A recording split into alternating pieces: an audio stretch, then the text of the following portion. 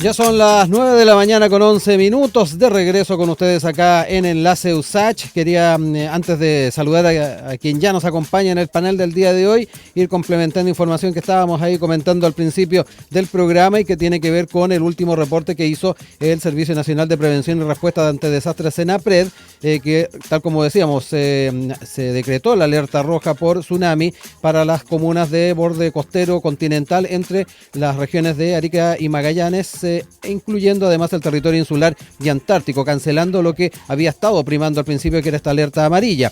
A razón del protocolo vigente y conforme a la evaluación efectuada por el CHOA, se mantuvo estado de alerta para el borde costero entonces entre las regiones de Arica y los lagos, mientras que se aplicó estado de precaución para el borde costero de las regiones de Aysén y Magallanes, además del territorio antártico. Con la declaración de alerta roja se movilizarán todos los recursos necesarios y disponibles para actuar y controlar la situación, dada la extensión y severidad del evento, es lo que indicó SENAPRED.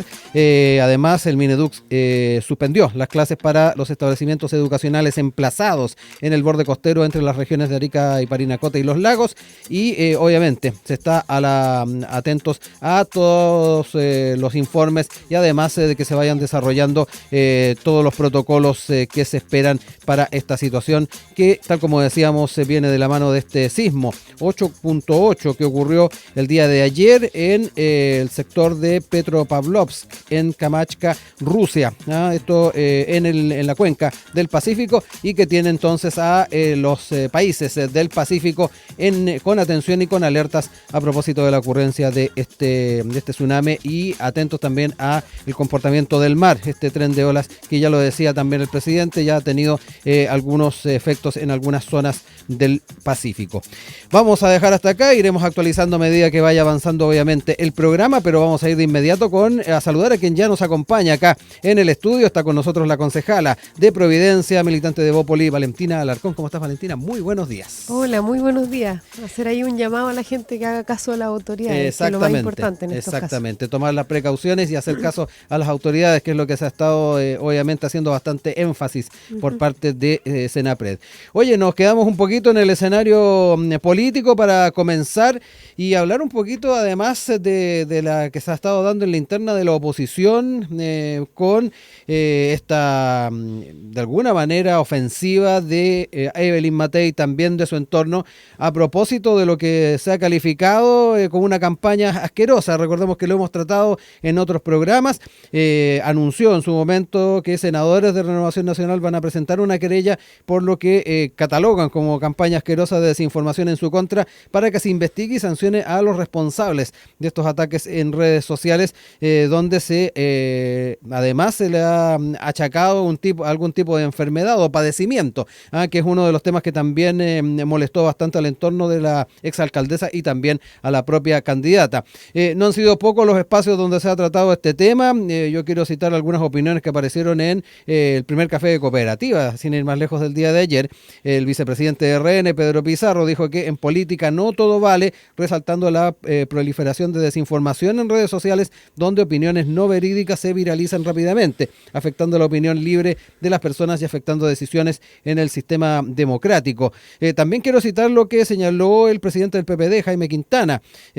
Subrayó que el asunto es extremadamente grave, destacando su tipificación como delito informático bajo el convenio de Budapest y la capacidad de las policías y la fiscalía para perseguirlo. De hecho, trajo a colación una experiencia personal. Yo también fui víctima de esto, de Kast y de sus bots, dijo. Hace una década yo participé en un accidente sin tener ninguna responsabilidad, como lo estableció tempranamente la justicia penal y civil. Sin embargo, Kast siempre estuvo él personalmente desatando la jauría, dijo. Es parte también de los apuntes que se hacen. Yo quiero entrar también en esta temática, Valentina, porque acá es bien importante ver de qué manera se va poniendo coto a algunas situaciones. Obviamente, cuando se se trata de noticias o informaciones que no son verídicas y que, dicho sea de paso, durante el último tiempo se han hecho bastante frecuentes al alero de las campañas. También en muchas ocasiones, a su vez, afectando a candidatas mujeres, que también se han hecho algunos apuntes al respecto. Me quedo contigo para saber también cómo has estado mirando en tu experiencia electoral, también saber cómo ha sido tu mirada, de seguro en tus campañas en alguna oportunidad te habrás encontrado con situaciones de esas características y ya entraremos en su momento de cómo vamos enfrentando en el contexto de esta presidencial los efectos que pueda tener la desinformación, pero tu mirada inicial de esto, ¿cómo lo sigues? No, mi primer comentario es pedirle al oficialismo que no sea tan patudo igual, porque sale a decir así como, no, nosotros también nos atacan, cuando ellos fueron los primeros en impulsar un parte de esta política, sobre todo en las universidades, como esta política de la cancelación. Usaron esta arma en más de alguna oportunidad y en algunos casos de elecciones universitarias, como en el caso de la FEUC, cuando a uno de los candidatos se le asignó responsabilidad en un abuso y terminó siendo falso, que favoreció al NAU en las elecciones universitarias de la Universidad Católica. Y cuando tú veis cómo el desenlace actual de la política universitaria, que está prácticamente bastante muerta, en parte es porque la política de la cancelación se la tomó impulsada por una izquierda que buscaba, que validaba esto como un medio válido de hacer política, en el fondo, el cancelar a alguien porque piensa distinto. Y yo creo que ahí ya partimos mal. Entonces también pedirle al oficialismo que no sea tan patúo, como decir, ya está bien que tú vengas a decir ahora quizás nos equivocamos, pero también tienes que hacer un mea culpa de lo que tu sector político hizo antes. No, uno no puede llegar y decir como está súper mal lo que está sucediendo, porque ellos no están involucrados, pero cuando ellos han estado involucrados en más de algún caso anteriormente. Por otro lado, y ya entrando más al fondo del asunto de este caso particular con la candidata Matei, a mí me parece súper bueno que ella avance con una querella, que haya apoyo de los partidos en esta línea, porque yo creo que llegamos a un límite de entender que no todo vale y que es importante asumir la responsabilidad. Hace un tiempo yo siento que la política ha dejado de asumir responsabilidad. Como que nadie asume la responsabilidad ni de sus dichos, ni de sus actos, ni siquiera de lo que vota en el Congreso muchas veces. Entonces, volver a poner eso arriba de la mesa, buscar a quienes son responsables y dar a entender que no todo vale, yo creo que es un valor que va más allá de esta elección presidencial en particular o de la situación particular o de este caso de las encuestas que siempre terminan hablando de eso. Saliendo de eso, creo que es un ejemplo importante para la política y para el largo plazo. Y esto también tiene que ver con que últimamente, o yo he tenido la sensación de que cumplir las reglas o ser de las personas que cumplen, como que no vale la pena. O sea, por ejemplo, el local en Mex, que paga sus impuestos, que hace toda la cuestión, que lo hace todo bien, al finalmente está tapado por un toldo que no paga, que da lo mismo, que está ahí, está en la calle.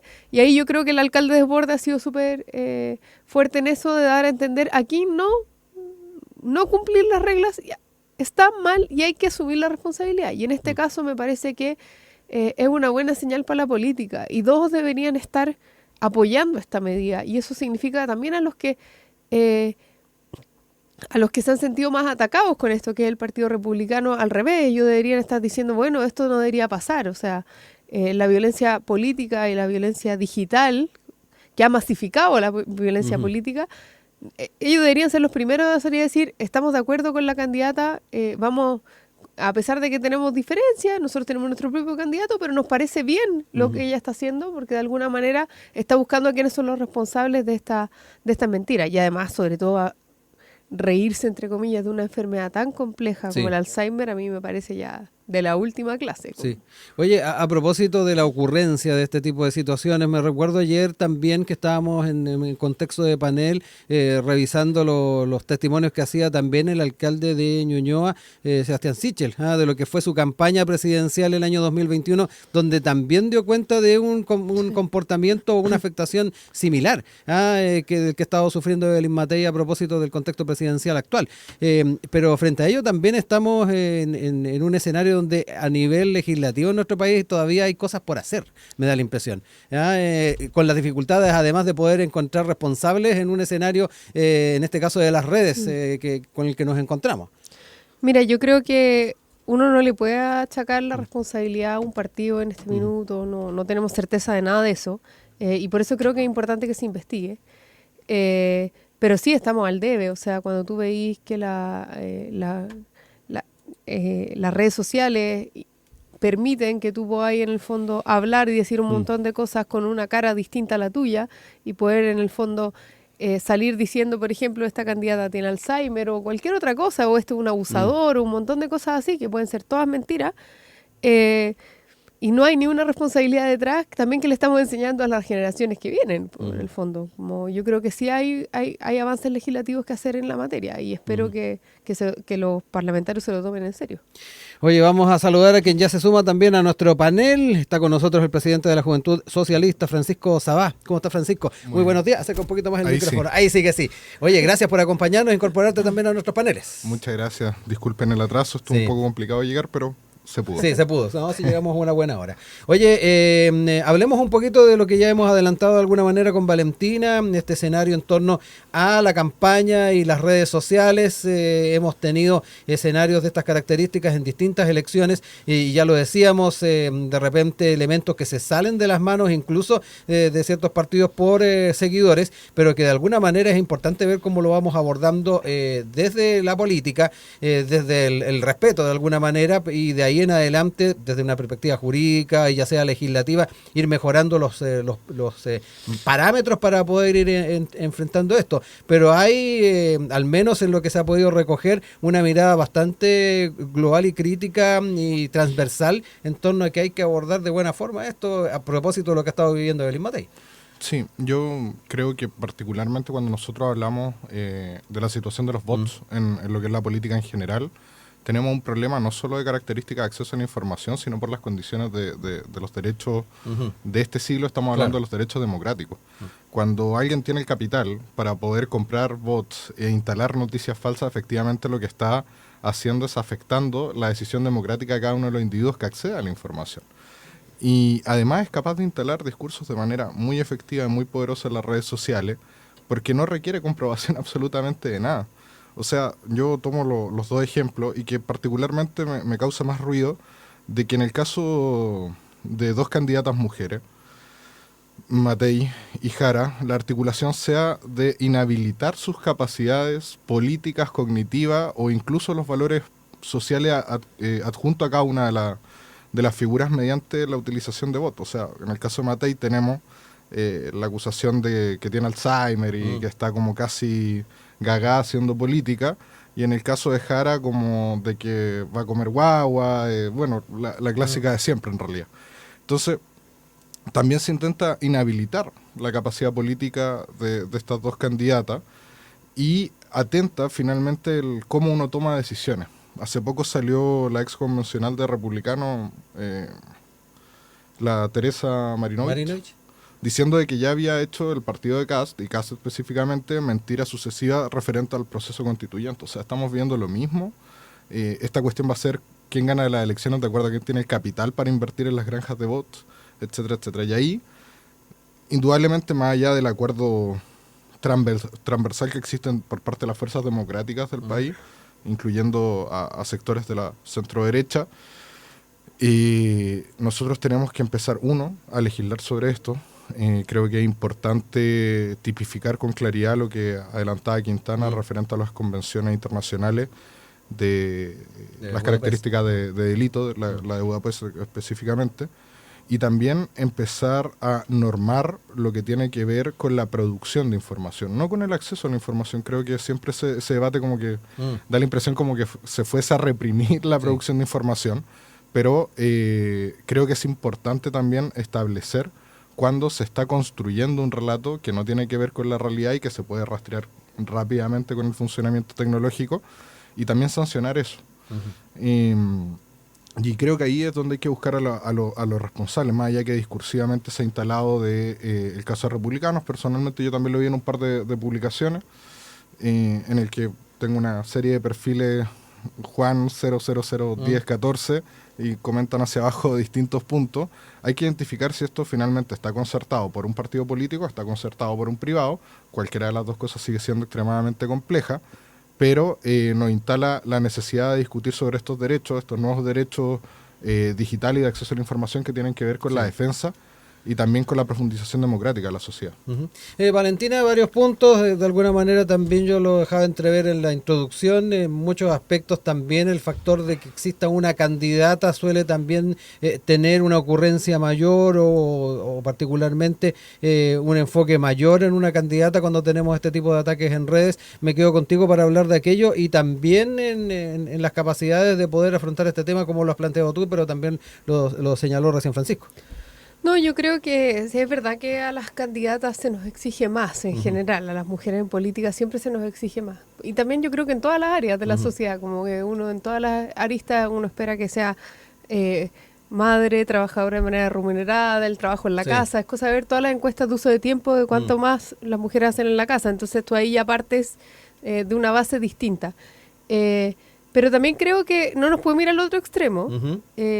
Una cosa es estar en contra de estas personas que salen a decir cosas sin rostro y que buscan inventar e instalar una mentira directamente, como que una persona tiene un diagnóstico médico. Pero otra muy distinta es reprimir la posibilidad de opinar o disentir o encarar a un candidato. A mí me parece bien que las personas cuestionen a los candidatos. Me parece bien que las redes sociales permitan que las personas le puedan hacer preguntas directas y decirle, oye, tú siempre has creído esto, ¿por qué ahora crees otra cosa? O yo conozco este mito de, por ejemplo, el Partido Comunista. ¿Es verdad o no es verdad? Yo creo que eso no es malo.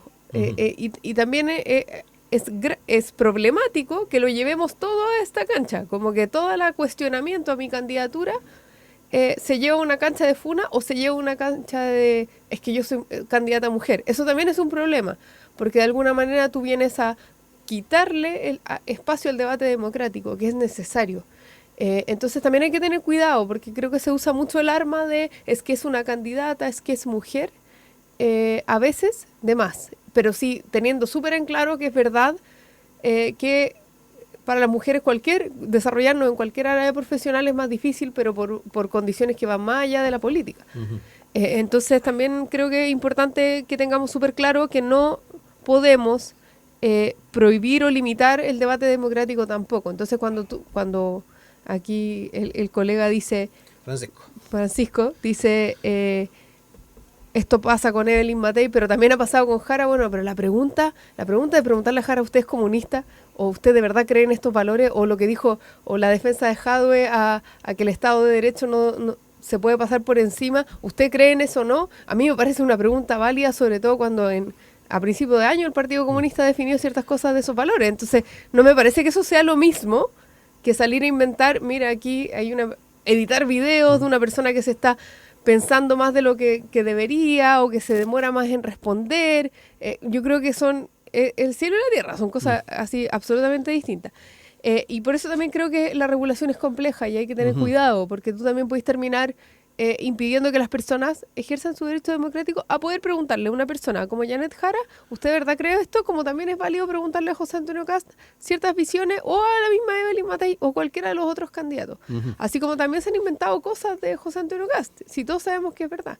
Pero ahí la preocupación que para mí viene, y aquí quiero hacer un punto un poco distinto, tiene que ver con que si esto, no hay ninguna evidencia en este minuto presentada de que esto tenga que ver o relacionada necesariamente con el Partido Republicano o con José Antonio Kast. Yo creo que esto ha sucedido en varios sectores políticos, no solo en este caso, pero supongamos que lo hubiese, supongamos que existiera ese vínculo, que hoy día no lo sabemos. La pregunta es, ¿cuál es la verdadera derecha cobarde? Po? ¿La que sale a buscar acuerdo o la que sale a crear bots para poder ir, o personas reales que cambien su cara o ponen su misma cara para crear mentiras de una candidata? Entremos en el tema, Francisco. Ahí también se establecen matices respecto a lo que se expone, se consulta, se plantea dentro de redes sociales. ¿Qué se puede considerar un ataque, una falsedad o particularmente un bot, finalmente, la acción de un bot en redes sociales? Te dejo ahí la palabra porque de alguna manera también es importante ver cómo se hacen esos matices. Mira, yo en base a lo que decía Valentina, hay ciertas cuestiones que son nexos lógicos súper forzados. Entre ellos, hay una cuestión de no quedarse con lo epifenoménico, buscar siempre lo fenoménico en las cuestiones de comunicación. Las expresiones epifenoménicas del discurso tienen que ver muy comúnmente con cómo el Partido Comunista es demonizado, que no tiene nada que ver, no en mi caso hablar sobre el Partido Comunista, solamente estoy tomando un punto, que no tiene que ver con lo que sí estoy de acuerdo, Valentina, que es establecer preguntas del debate. Uno puede preguntar, o sea, ¿dónde se produjo la riqueza de tu familia en dictadura? Creo una buena pregunta preguntarle a José Antonio Casi se prestaron, por ejemplo, sus instalaciones en caso de involucración de violación de derechos humanos. Eso es una pregunta. Una cosa muy distinta es decir el Partido Comunista va a expropiar cosas porque lo definió en su Congreso. Eso es falso. Nunca se definió eso. Yo, al menos lo público que vi, no lo fue. Entonces, efectivamente, estoy de acuerdo con que esta discusión no puede significar que limitemos el debate político. O sea, nosotros tenemos que preguntar y tenemos que preguntar las cosas que son complejas y que pueden ser dolorosas tanto para una persona como un partido, que ayuden a tomar decisiones de carácter democrático. Entonces, ahí, en eso creo que estamos completamente de acuerdo, que la discusión que nosotros estamos dando no se pasa por normar qué se discute o qué no se discute, sino de cuáles son las condiciones de los procesos de discusión. Y ahí, por ejemplo, cuando se dice de que la candidata Matei tiene Alzheimer, o se le llama Jara, que es una Bachelet con asteroides, efectivamente lo que estamos viendo no es una posición política, es violencia. Y la violencia, tenemos que ser firmes en condenarla y entender que la violencia no siempre pasa por la expresión del látigo, sino que a veces es una violencia sistemática, ideológica, funcional, porque, claro, Valentina decía también la situación de la mujer, es efectivo, no podemos solo quitarnos ahí, pero también existe una mayor interpelación a las capacidades tanto físicas, políticas, mentales, hacia las candidaturas de específicamente estas dos candidatas. Y ahí es donde yo creo que empezamos a caminar más en el claro oscuro. ¿Por qué? Porque ¿qué definimos nosotros sin conocimiento técnico cuando está funcionando una granja de votos? Es cuando vemos como nombres con código que no tienen foto, es cuando vemos una instalación de un discurso que no resulta real, es cuando vemos un TikTok hecho con inteligencia artificial de personajes que no dicen cosas que hipotéticamente están diciendo en ese punto. Y ahí creo que hay que tratar de integrar, por ejemplo, a todo lo que son las áreas de investigación de las universidades para tratar de avanzar en conjunto a una cuestión que tiene, por supuesto, una matiz política, pero sobre todo tiene que tener una definición técnica de que lo que nosotros entendemos, de que es parte de la apertura y democracia del debate de la idea, la capacidad de interpelación del sujeto, o, por el otro lado, cuando nosotros estamos viendo vulneración de los derechos de las personas a informarse mediante la granjas de bots, etcétera. Y ahí también hay una cuestión muy importante que tiene que ver con rastrear de dónde vienen estos procesos y dónde se compran, porque la gente cree que es como una sala de personas donde tenéis personas como mintiendo y haciendo noticias, y no es así, uno compra esas cuestiones y las ejecuta en alguna línea específica. Entonces también ahí hay una cuestión que nosotros tenemos que seguir. Eso. Les dejo tiempo para ir cerrando este tema. Me quedo contigo, Valentina. Ahí también se hicieron algunos apuntes a propósito de tu planteamiento. Sí, no, yo creo que es importante volver a hacer el punto de cómo hechos como hacer una querella pueden mostrar la importancia de tomar y volver a tomar responsabilidades y que no todo vale. O sea, hace rato en política y desde, como yo planteaba anteriormente, desde la política universitaria, como que la responsabilidad de lo que uno dice, de lo que uno hace cada vez está más diluido y eso se replica en la sociedad en muchos aspectos. Entonces, me parece que es una buena noticia que se vaya a avanzar en esta querella, independiente de lo que suceda con la querella, cuando probablemente esto se va a resolver después de la elección presidencial. Da un poco lo mismo el efecto en la elección. Para mí es importante el efecto que puede tener la política en general y el volver a recordar y poner arriba de la mesa la importancia de defender el que tú eres responsable de lo que haces y de lo que dices, y que está bien que si tú cometes un error o un delito, tienes que pagar por eso. Aquí no significa, es como cuando tú estás criando niños que cometen errores los niños muchas veces y lo típico que hacen algunos padres y termina siendo un problema es decir, ya no importa, ya está. No, tú tienes que decirle, esto fue un error y si tiene que ir con un castigo, tiene que irlo. Y eso está bien. La sociedad tiene que castigar las cosas que se cometen, los delitos que se cometen. No podemos pasar por encima. Y por eso también celebro los avances que ha tenido ciertos alcaldes en esa materia. Cierro contigo, Francisco, este bloque. Bueno, yo creo que es importante que por fin estemos hablando de una democracia compleja. Y eso significa también meter dentro de las condiciones y las credenciales democráticas la capacidad de ejercicio de la producción y la responsabilidad de la información. Veía en la noticia de que hay una frase que me parece bien interesante que dice como, pensemos que es así con sus aliados, en el caso que resulte la querella con el Partido Republicano, pensemos cómo va a hacer con la oposición. Y efectivamente ahí nosotros tenemos un problema, porque la dialéctica amigo-enemigo dentro de la política termina con la exterminación del otro, y cuando uno empieza a exterminarlo en términos discursivos, tenemos un problema democrático. Cuando nosotros tenemos una posición de construir política en base a mentiras, tenemos un problema democrático. Y como decía Valentina, creo que es importante que se hagan responsables, que busquemos los responsables y establezcamos las sanciones.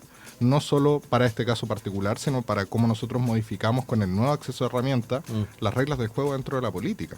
Porque efectivamente, la segunda frase que también me quedó rondando harto fue: en la política no todo vale. Y es cierto, en la política no todo puede valer, porque la política es un enfrentamiento entre proyectos ideológicos, no la exterminación de proyectos, no la ridiculización de proyectos, no la proscripción de proyectos. Más allá, lógicamente, que hay ciertos proyectos que por su carácter autoritario entra como la paradoja de Popper, de cómo nosotros reacciona a eso, pero efectivamente ahí es importante que estemos por fin llegando a un consenso normativo en esta discusión y entendamos que es un problema de la democracia, no de un partido solamente de derecha, no solamente de la izquierda, sino del conjunto de la sociedad civil. Ya son las 9 de la mañana con 41 minutos. Estamos de regreso con ustedes acá en Enlace USACH con nuestro panel del día de hoy.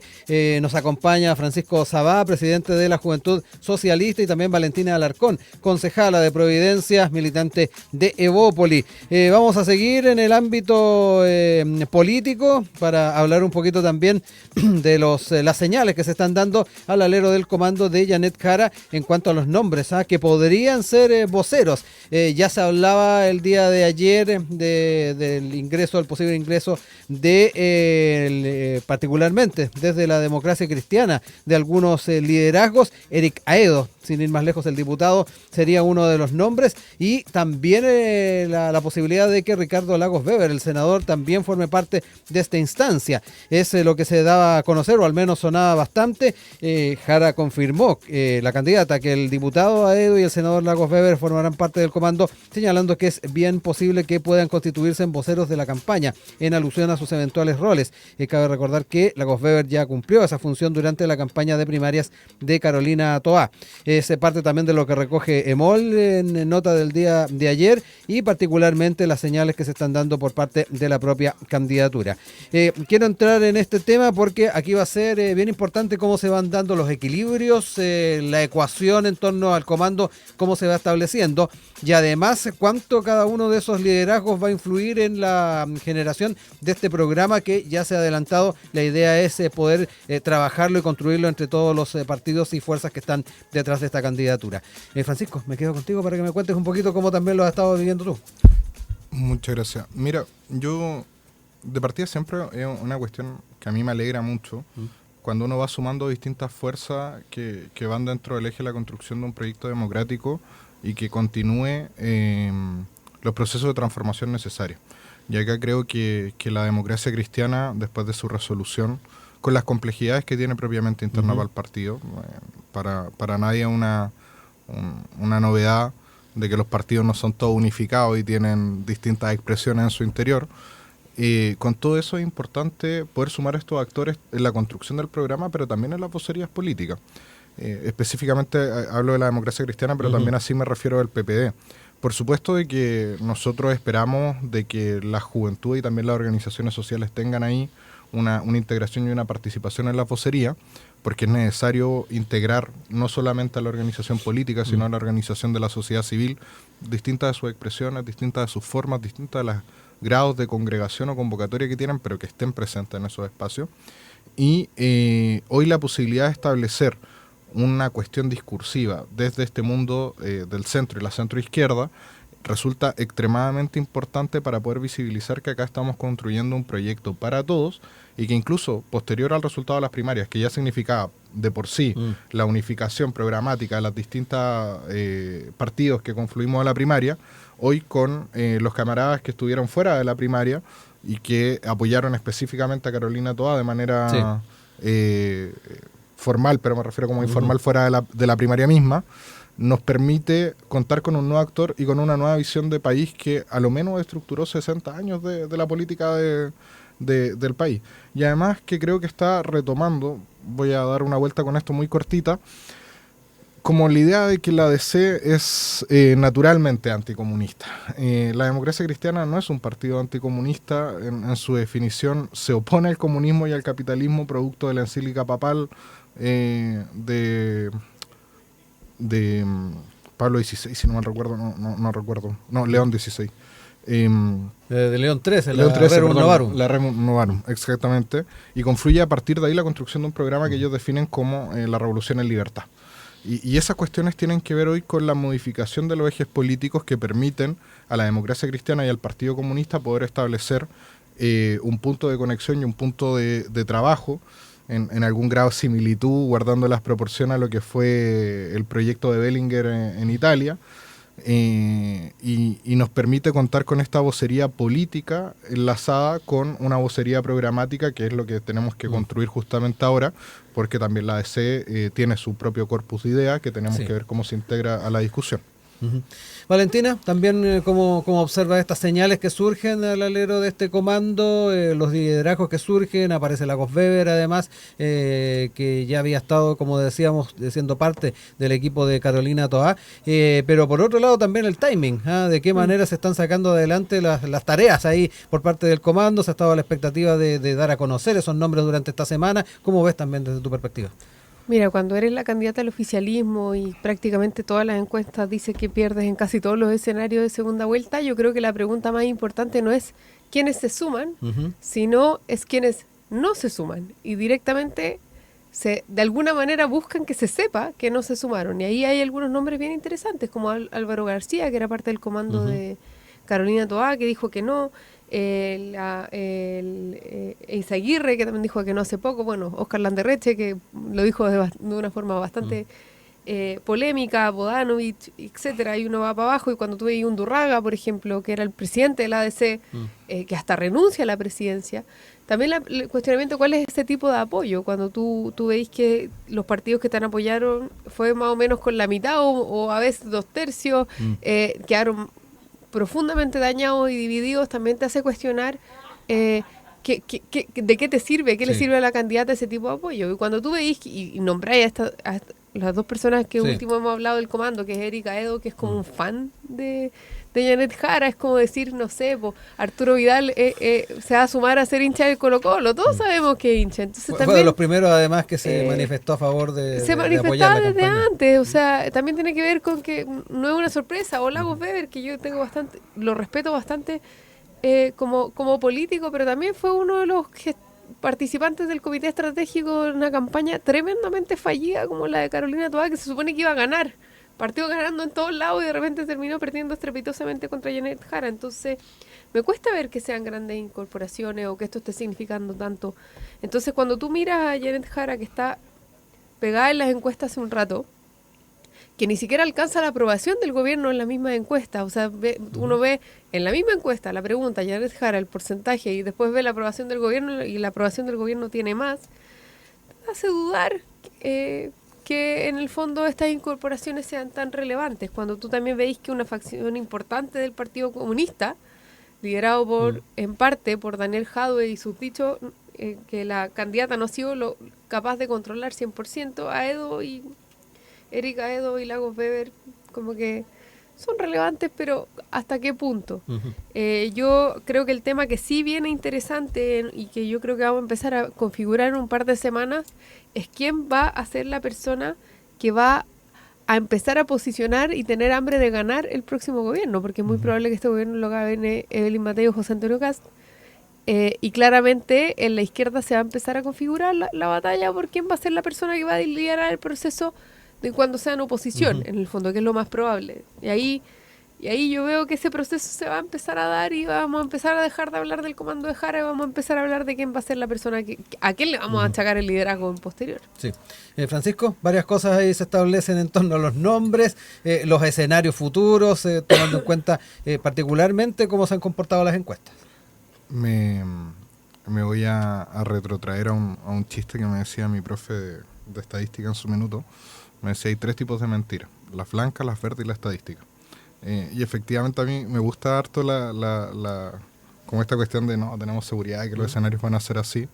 Yo hace mucho que miro con mucho tino lo que son los marcos de construcción de las estadísticas.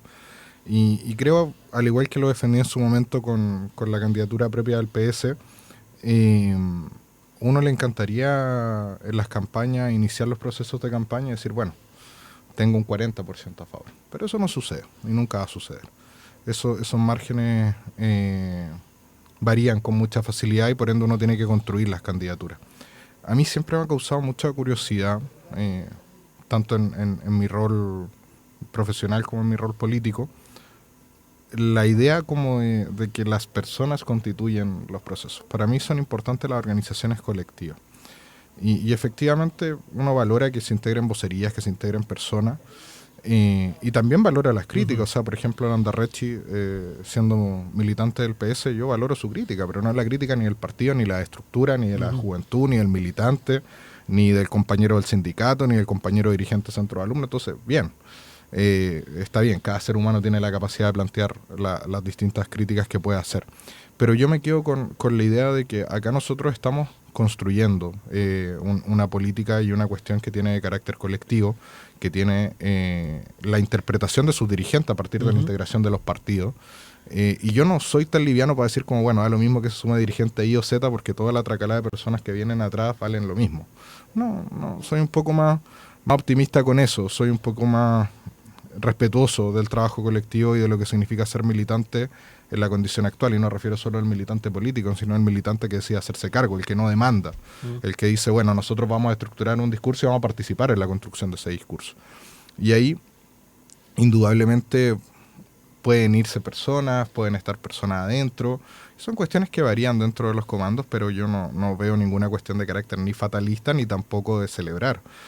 Yo en eso soy súper plano, por así decirlo. Creo de que son procesos orgánicos principalmente, como no le daría una sobrelectura, un sobregiro a la situación. Creo que hemos demostrado la amplitud que tenemos y la vamos a seguir demostrando. Nosotros queremos construir con todos los sectores que estén en medida de los cambios necesarios dentro del país, que estén con el fortalecimiento democrático, y también, por supuesto, construir con la oposición en lo que signifique las grandes consensos que tiene que establecer el país, porque creo que hay 2 tipos de oposición. Hay una oposición que está abierta al diálogo, por más allá de que en estos periodos como que intentemos pegar siempre y toda la cuestión, porque es parte de... hay otra oposición que lisa y llanamente no tiene ninguna capacidad de conversar con nadie, no tiene la representación de ningún sector más allá del discurso populista clásico. Entonces, creo que la militancia va construyendo candidaturas, creo que hay una integración de ciertos dirigentes que son valiosos. Creo que lo más importante a mi perspectiva es la integración de los partidos y de las organizaciones de la sociedad civil. Entiendo que hace poco se integraron algunas personas de la Central Unitaria de Trabajadores, dirigentes universitarios, etcétera, que van permitiendo robustecer estas candidaturas. Valentina, la valorización de las encuestas es uno de los puntos que se establece ahí por Francisco, y lo otro también el tema de cómo se valoran los liderazgos dentro de los partidos, que también ahí fue crítico. Sí, no, yo suelo plantear que bueno que alguien esté optimista con la candidatura y que ustedes estén optimistas, porque si no creen ustedes en el proyecto es muy difícil que puedan salir a convencer, así que los felicito por el optimismo. Pero también me hace como preguntar que esta candidatura está recién partiendo, o sea, se vienen los debates. Yo no sé cómo va a reaccionar Janet Jara ahí a un debate con un meo súper intenso que va a intentar calar ahí robarle ahí el espacio y cómo va a ser capaz de responder. Y también la pregunta es como ¿por qué tanta unidad ahora? ¿Por qué necesitan tanta unidad? ¿Será porque están perdiendo la mayoría social que tanto defienden? Porque ustedes, entiendo, según lo que siempre han dicho, que el Frente Amplio, el Partido Comunista, el Partido Socialista y lo que era la exconcertación, la DC, son proyectos políticos distintos. Porque si son el mismo proyecto político, bueno, sean una coalición como tal y pongan su nombre así como Chile Vamos, que si bien tenemos ciertas diferencias, igual tenemos un proyecto político en común. Y cuando cuando tú decís, no, es que nosotros necesitamos la unidad hoy día, la necesitan porque si no, no tienen una posibilidad de rozar ni cerca la mayoría en el Congreso. Entonces, también ahí hay que hacer una autocrítica, porque han salido a celebrar tanto su unidad y decir, nosotros vamos todos juntos. Ahí le preguntas por qué necesitan tanto ir todos juntos y que están dispuestos a ceder tantos cupos y posibilidad de competir. Es porque probablemente no tienen mayoría social y están buscando la mayor ingeniería electoral que permita agarrar un poquito de votos suficientes para poder tener una discusión. Aquí yo creo que cuando tú tienes la posibilidad de diferenciar proyectos políticos es porque tienes espacio para poder decir, nosotros sí tenemos diferencias que nos hacen estar en lados distintos, independiente de que podamos buscar alianzas, acuerdos cuando sea necesario. Aquí ya, para mí, ha sido una muestra desde los últimos años que desde el Partido Comunista, el Frente Amplio, hasta hoy día la DC, hay un proyecto político en común. Si están dispuestos a ir a una lista es porque tienen un proyecto político. O la otra alternativa es que no hay un proyecto político en común, quizás haya acuerdo, topamos en algunas cosas, no hay un proyecto político común así completo, sino que es lo que necesitamos porque estamos tan disminuidos de las mayorías sociales que hoy día necesitamos ir de esta manera. Y yo creo que es más la segunda que la primera. Y eso habla también de... Y por algo el proceso se produce ahora, justo después de que estamos viendo que en las encuestas les está yendo mal. Y no se produce antes. Cuando tú años que no hayan sido años electorales, bueno, esto hemos tenido mucho últimamente, pero no se produce en un proceso como ideológico, sino que es algo electoral. Entonces ahí la pregunta, las invitaciones también a ser un poco más autocrítico con lo que hemos estado haciendo. Me quedan 4 minutitos para ir cerrando. Les dejo 2 minutos para cerrar ideas. Francisco. Perfecto. No, muchas gracias.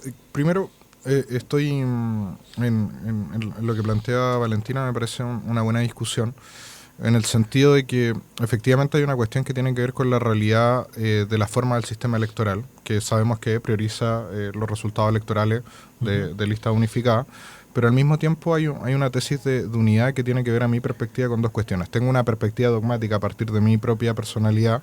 Yo vengo de sectores populares y lo único que he aprendido es que la unidad es lo único posible para generar transformaciones en cualquier espacio que uno esté. Y la segunda es que efectivamente hay un agotamiento de los megarrelatos que articularon las dos grandes coaliciones y que hoy significan la rearticulación de un nuevo proceso unitario en la perspectiva de un nuevo Frente Popular. El Frente Popular antiguo fue un freno al fascismo, yo creo que hoy nos enfrentamos, y creo que nos enfrentamos, ambas fuerzas, al surgimiento de una extrema derecha que requiere establecer un nuevo consenso normativo, pero sobre todo la construcción de relatos alternativos a la administración estatal. Cuando se establece, por ejemplo, que la disputa dentro de la situación política está por la captura, destrucción o modificación del Estado, efectivamente el terreno de batalla está en el Estado. Y eso significa que hay que generar programas en tanto la defensa de lo que realmente existe y la profundización de ciertas cosas. Solo como para finalizar, recordar que cuando se construyó el Frente Popular por primera vez, no fue solo para frenar el fascismo que estaba surgiendo en Italia y en la expresión nazi chilena, sino que fue la construcción del Estado compromiso, Estado que fue extremadamente rentable y funcional hasta la década del 73. Entonces, es importante que cuando nosotros hablamos de unidad, hablamos de la unidad de construir un proyecto político de características de transformación, modificación y sostenimiento de una política estatal responsable. Valentina, 2 minutitos ahí para cerrar. Sí, para cerrar, yo a diferencia de mi compañero aquí, no veo ese proyecto político, veo como una necesidad electoral de sobrevivencia más que un proyecto político, por cómo están dadas las reglas hoy día de la democracia y la discusión, ahí en el Congreso.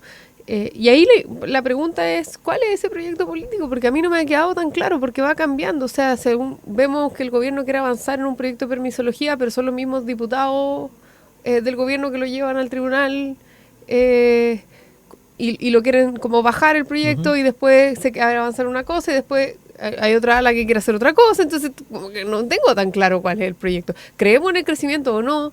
Después salimos diciendo, no, que el crecimiento es súper importante, pero después otra ala está diciendo, no, es que no es tan importante porque hay que tener... Entonces, no me queda tan claro. Eso para cerrar y también decirle a la gente que siga las indicaciones de la evacuación que está en proceso, están enviando ahí la información a todas las personas que se cuiden, eso es lo más importante. Sí, de hecho hubo recién un punto de prensa de las autoridades de seguridad, el propio ministro del Interior Álvaro Elizalde lo estuvo encabezando y dentro de lo que planteó, conforme a la evolución de información sobre este tsunami se van a avisar los procesos de evacuación de las distintas zonas costeras con 3 horas de anticipación. Es parte de lo que ha dicho Elizalde, las evacuaciones se van a avisar a través del sistema de mensajería SAE y el fin de las evacuaciones se informarán por el mismo medio. Es parte de lo que ha estado señalando en un punto de prensa que se desarrolló hace muy pocos minutos y del que vamos obviamente a ir contando un poquito más. Valentina, Francisco, muchas gracias por acompañarnos el día de hoy acá en el panel. Que estén muy bien. A ti, Chao, muchas gracias. Muchas gracias.